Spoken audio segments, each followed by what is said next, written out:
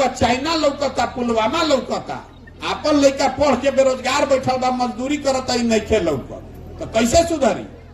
एगो प्रशांत किशोर आजाद की 10 प्रशांत किशोर, ये नहीं सुधर सकता है। जब तक आप नहीं सुधरिएगा, बिहार की जनता नहीं जगेगी, तब तक कोई नहीं बिहार को सुधार सकता है। लिख कर रखिए। यही से चलल बानी, गांव गांव जाता नहीं, सबके जैसे रुआ जमीन पर काई जाम जाला तो ओकरा कैसे छोड़ाइला? बैठ के ईटा से, झाड़ू से रगड़ के।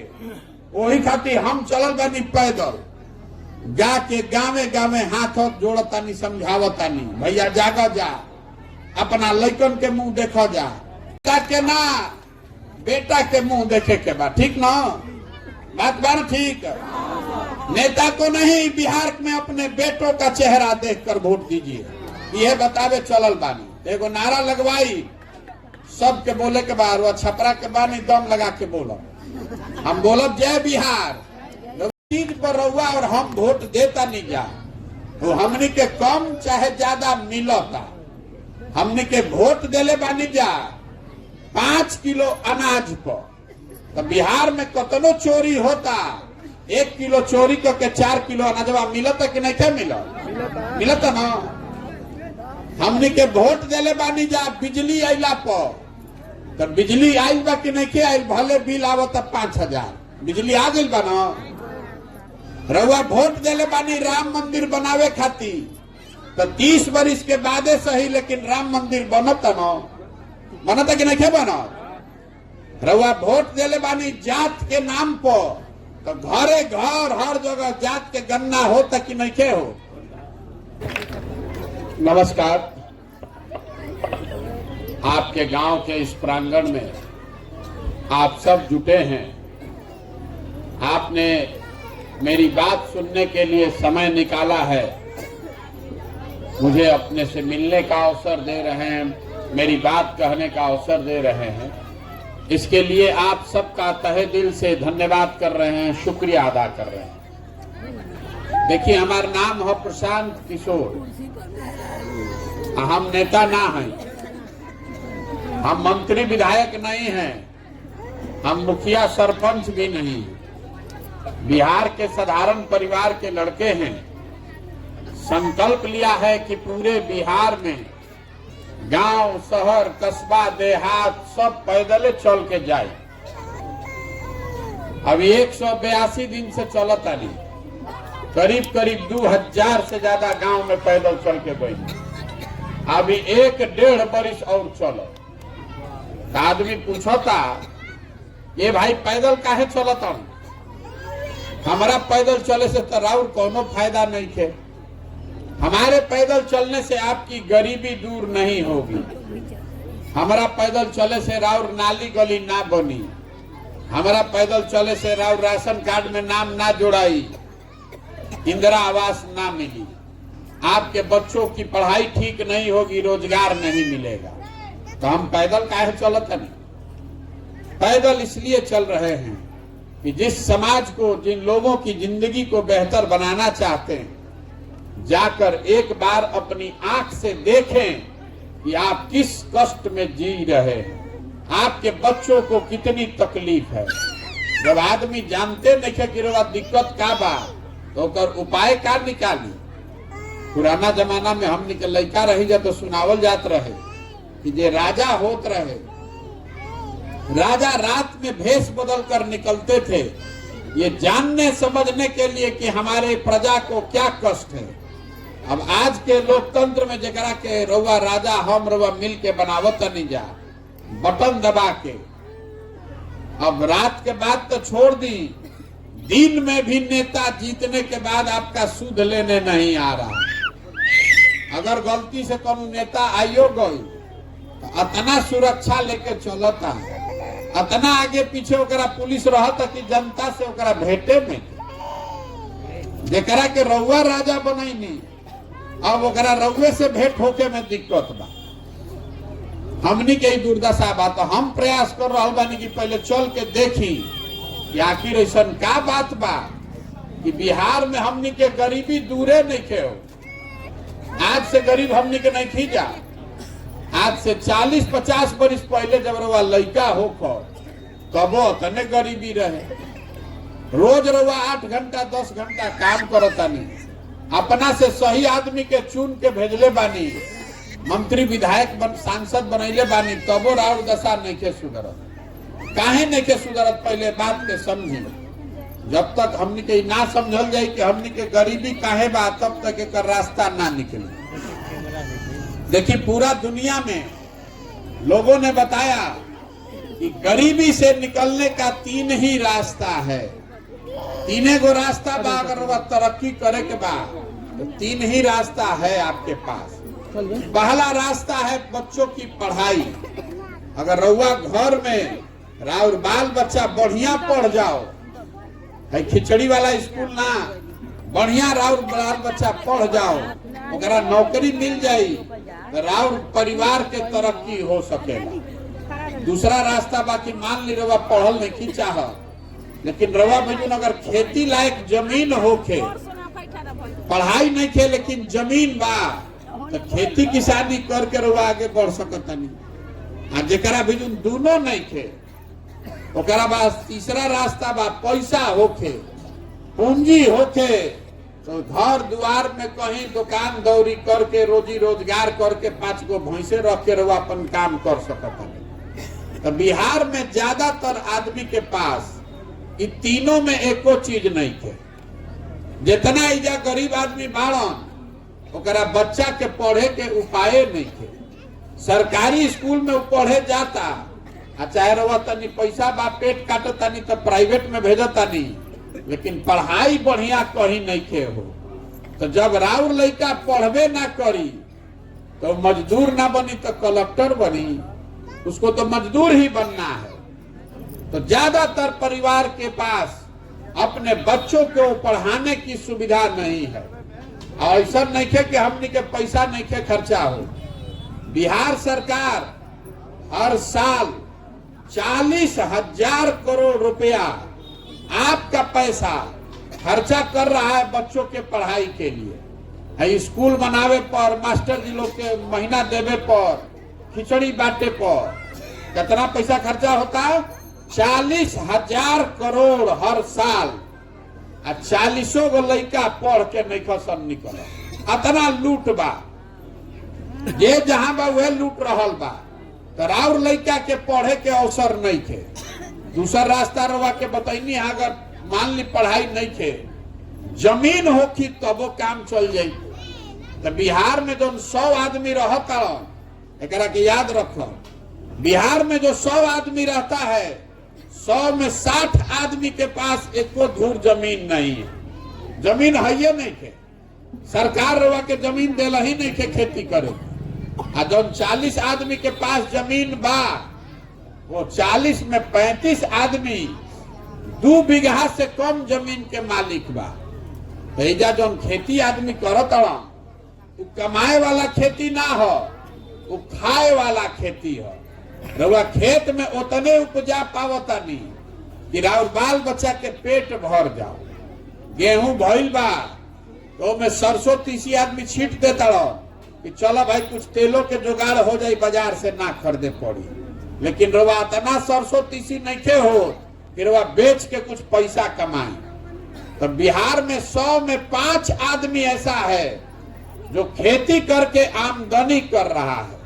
बाकी आदमी खेती करके पेट भरता रहन, चाहे खेत में मजदूर बाड़न। तो आपके लिए पढ़ाई आपके बच्चों के लिए है नहीं, खेती आमदनी का जरिया है नहीं। तो तीसरी बात बताइनी है कि दोनों नहीं थे, लेकिन अगर पैसा होके तो रउआ कुछ रोजी रोजगार व्यापार कर सकता नहीं। पैसा रही तो 5 गो भैंसे खरीद के पाले लागब, पैसा रही तो एजा चौक पे एगो दुकाने खोल दे, सैलून खोल दे, कोई मुर्गी पालन कर ली, कोई मछली पालन कर सकेला, कोई सिलाई बिनाई के काम कर सकेला। पैसा चाहिए। तो बिहार में हर आदमी औसतन साल भर में 35,000 रुपया कमाता। तो 35,000 रुपया में उठाई का आप बचाई का। तो जब पैसा है ये नहीं थे तो जौन दुकान खोल सकता नहीं रहा, तो दुकान नहीं थी खोले, दुकान में जाके मजदूरी करता नहीं। मान ले रवा बाल काटे आवता आ 50,000 रुपया रवा बिजून रही तो रवा सैलून खोल ले, 4 गो आदमी को मैं नौकरियों दे दे। लेकिन अगर 50,000 नहीं खे आ बाल काटे आवता तो कोनो दूसरा के सैलून में जाकर मजदूरी करे के पड़ी। तो बिहार में जो हम बात रवा के समझावता नहीं कि ना लोगों के पास पढ़ाई का अवसर है, ना खेती है, ना पूंजी है, तो रवा गरीबी से निकलब कैसे, हमरा के ही बता।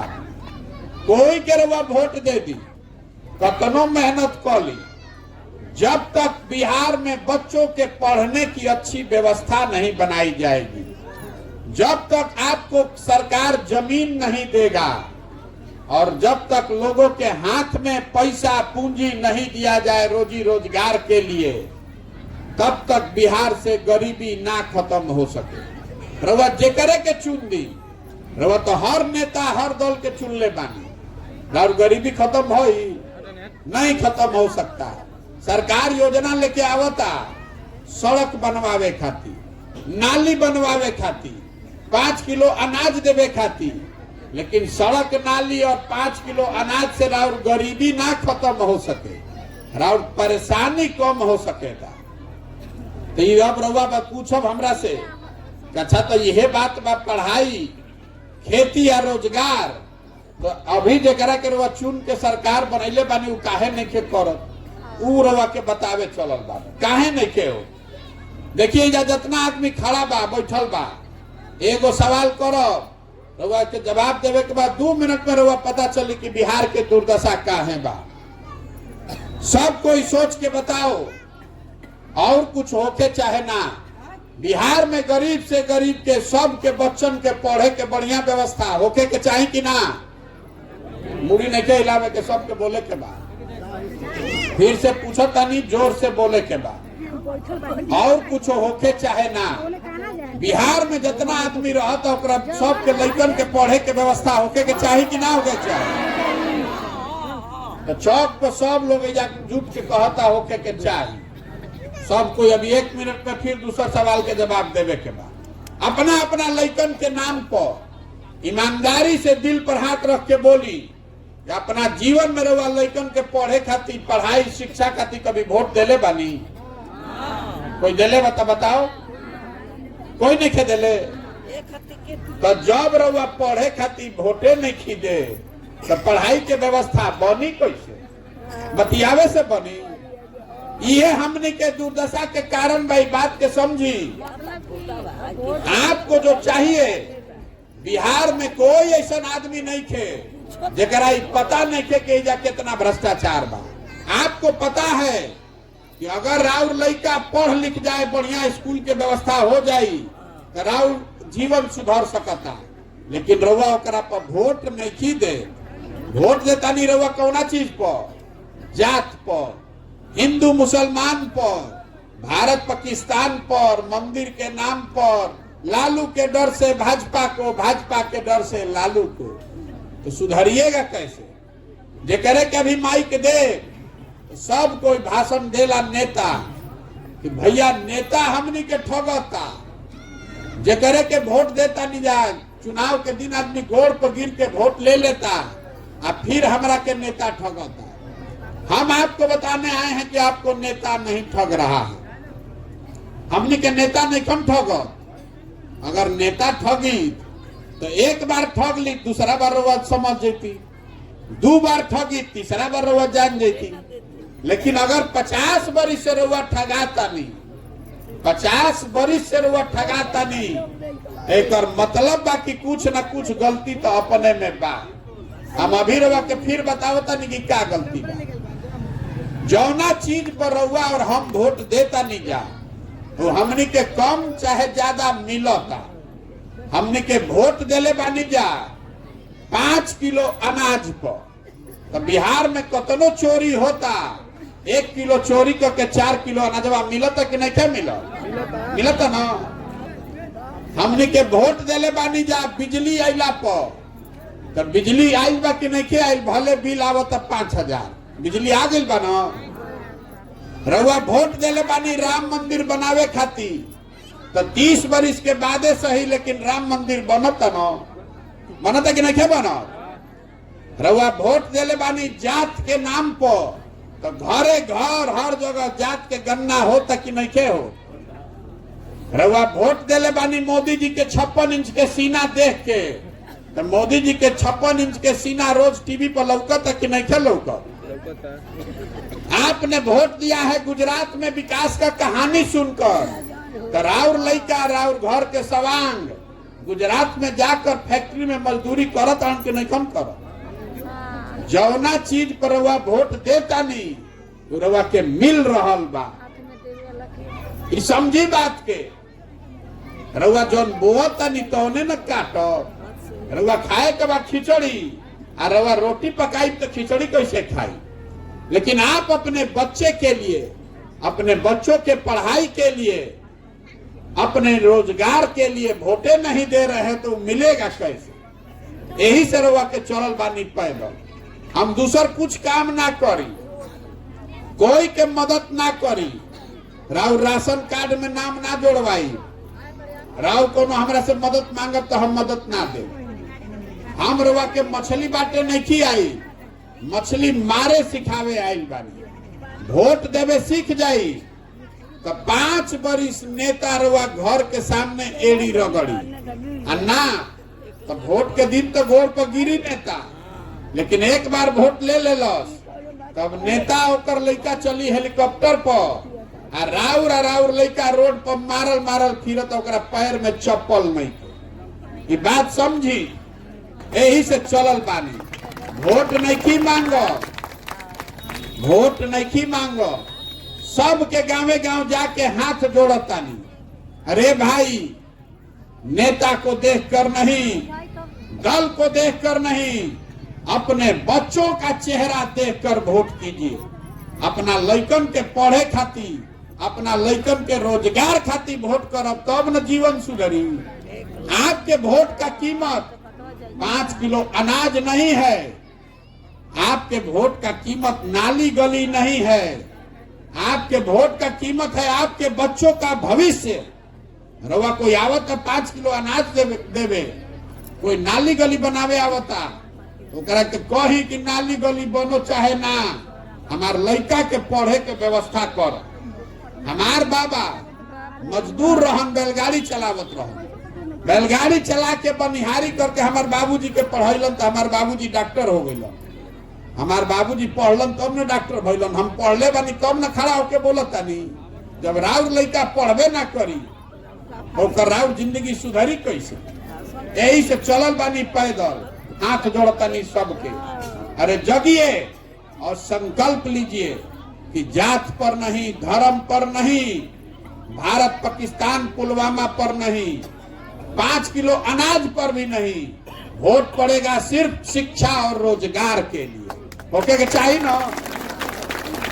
राहुआ घर में इजा जितना आदमी रवा सब बानी जा, कोई ऐसा घर नहीं है जहां से जवान लड़का बहरी जाके मजदूरी नहीं के करत। रहुआ घर के सवांग कोई तमिलनाडु गइल बा, कोई गुजरात, कोई दिल्ली, कोई बॉम्बे, साल भर बिहार के जवान लड़का इजा ट्रेन में भेड़ बकरी के तरह कोचा के आदमी जाता, जहां जाता काम करे।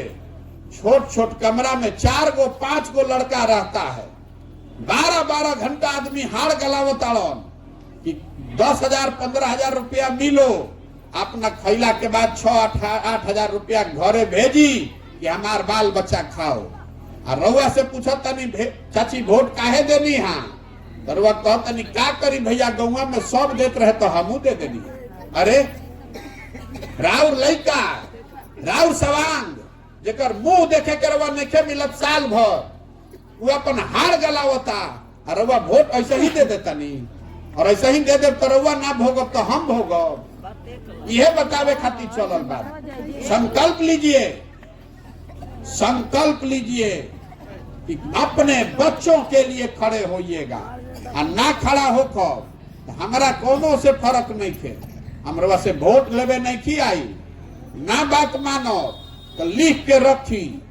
जिस गरीबी बदहाली में आपका जिंदगी बीता है इसी गरीबी बदहाली में आपको आपके बच्चों का भी जिंदगी बीतेगा। कोई नहीं सुधार सकता। रउआ जाके के पढ़ी ना भैया, आदमी हमरा कहता ए भैया बहुत होशियार बाड़न प्रशांत किशोर, रउआ आगे चली, रउआ संगे रहल जाई। हम पहले ही रउआ के हाथ जोड़ता नहीं। आप हमारे साथ मत आइए, हमारे पीछे मत चलिए। हमारे पीछे चलने से बात नहीं बनेगा। जिस समाज में लोग अपने बच्चों के लिए नहीं खड़े हैं, आप हमारे लिए खड़ा होइएगा। आपके नस नस में नेता इजा इतना रुआ के जाति या धर्म घुसा देले बाड़न कि राउर लइका पढ़ लिख के घर में बेरोजगार बैठल बा, लेकिन रुआ अपन लइका के चिंता नहीं खे। रुआ इजा से पाकिस्तान लौकता, इजा से रुआ चाइना लौकता, पुलवामा लौकता। अपन लइका पढ़ के बेरोजगार बैठल बा, मजदूरी करता, ही नहीं खे लौकत, तो कैसे सुधरी? एगो प्रशांत किशोर आजाद की 10 प्रशांत किशोर, ये नहीं सुधर सकता है। जब तक आप नहीं सुधरिएगा, बिहार की जनता नहीं जगेगी, तब तक कोई नहीं बिहार को सुधार सकता है। लिख कर रखिए। यही से चलल बानी, गांव गांव जाता नहीं। सबके जैसे रुआ जमीन पर काई जाम जाला तो ओकरा कैसे छोड़ाइला? बैठ के ईटा से झाड़ू से रगड़ के। वही खातिर हम चलल बानी पैदल, जाके गावे गावे हाथ जोड़तानी, समझावतानी, भैया जागा जा, अपना लइकन के मुंह देखा जा, अपने बच्चों के चेहरे को देखकर वोट दीजिएगा। जेकरा के देवे का बात दी, हमारा वोट ना चाहिए रहो। हमको इतना ही चाहिए कि आप वोट शिक्षा और रोजगार के लिए दीजिए। रउआ बताई, फिर वह रोजगार चाहिए कि 5 किलो अनाज चाहिए? मोह ना खुलिए, बिहार सुधर जाये। रोजगार चाहिए कि 5 किलो अनाज चाहिए? ऊंचा बोलिए, रोजगार चाहिए कि 5 किलो अनाज चाहिए? तब वोट रोजगार पर पड़े के चाहिए कि 5 किलो अनाज पर पड़े चाहिए ना? अरे जाति के नेता चाहिए कि लइकन के पढ़ाई चाहिए? लइकन के पढ़ाई चाहिए ना, तो वोट कौना पर पड़े के चाहिए? जाति पर कि पढ़ाई पर? तो संकल्प ले न, बुलाई ना न करो। आदमी पूछा था कि तब वोट के करा के दिया, तब वोट अब की हाली कौनो नेता के ना दिया, मोदी जी के ना, लालू नीतीश के ना, प्रशांत किशोर के ना। वोट दिया अब काली जनता के, अपना के दिया।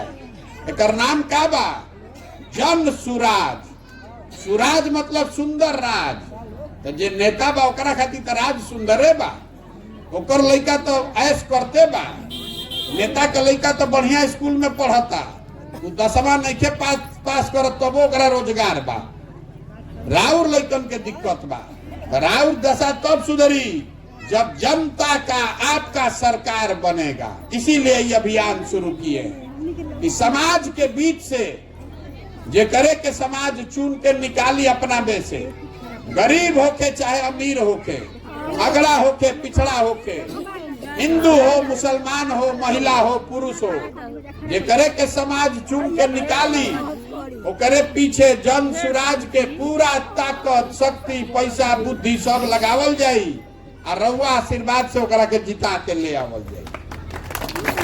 बाकी हाली नेता के ना, बेटा के मुंह देखे के बाद, ठीक ना? बात बार ठीक। नेता को नहीं, बिहार में अपने बेटों का चेहरा देखकर वोट दीजिए। यह बतावे चलल बानी। एगो नारा लगवाई, सबके बोले के बाद, वो छपरा के बानी दम लगा के बोलो। हम बोलब जय बिहार, लोग बोले के बाद जय जय बिहार, जय बिहार, जय बिहार, जय बिहार। हम कोनो काम बिना मतलब के ना कराई, नारा भी बिना मतलब के ना लगवाई।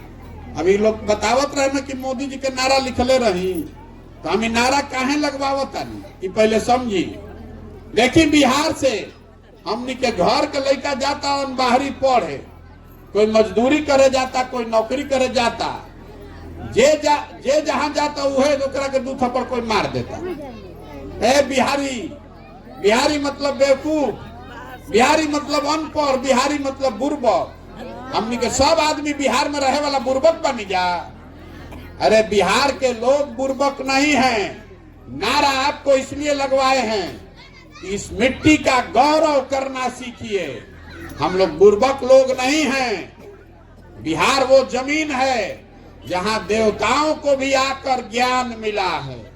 1500 साल तक इस देश में शासन बिहार से चला है, हम लोग के पूर्वजों ने चलाया है। आज हमनी के बुर्बकाही से हमनी के दुर्दशा ऐसा हो गई बा कि हमनी के लड़का जाके पढ़े खाती या मजदूरी खाती मारल मारल पूरा देश में घूमता। तो बदले के चाहिए कि ना बदले के चाहिए? बदलना चाहिए ना। आपके बच्चे पूरा भारत में घूमकर मजदूरी करने के लिए नहीं पैदा हुए हैं। संकल्प लीजिए कि बिहार में ऐसी व्यवस्था बनाएंगे कि बच्चों के पढ़ाई और रोजगार के लिए उनको बाहर नहीं जाना पड़े। तो जन सुराज में पहला संकल्प क्या बा? हमने के कोनो वादा नहीं खींचा करो।